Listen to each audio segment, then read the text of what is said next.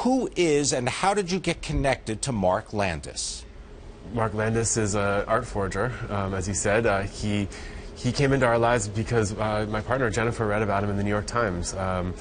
He had been traveling the country giving away forged works of art that he had made, but posing as a philanthropist, going to museums and giving them away.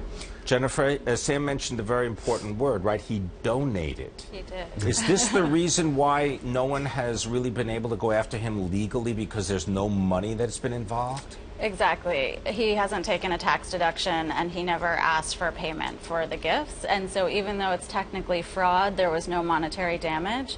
And so it makes it very hard to prosecute. Describe a little bit about the personality of Mark Landis and who he is as a person.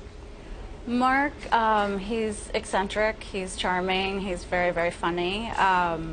He's been diagnosed by various people or described by various people as either being schizophrenic or having bipolar. He was diagnosed at 17 as having schizophrenia. Okay. I don't think he's been technically diagnosed as bipolar, but certainly people have lots of opinions about what actually his diagnosis should be. Sam, when you first met Mark Landis, what was your reaction? What did you feel?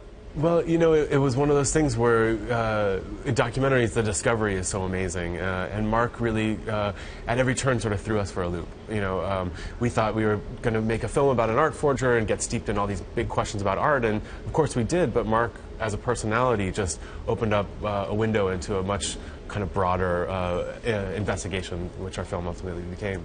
Jennifer, some of the museums just describe who they were, and why have they not necessarily gone public with all this?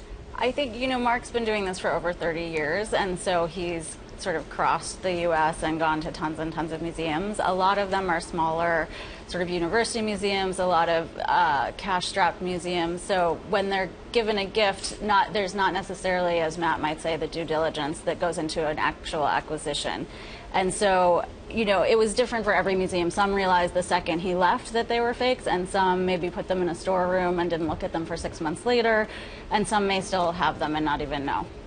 You're going to Houston, I believe? Yes, tomorrow Mark Landis and I will be there for the festival for a screening on Thursday night. And when is this in general release, or when can people see this? It happened. I mean, our release began in September, and it's still going out throughout the country. It's a nationwide release. So it's in its second half right now of its nationwide tour.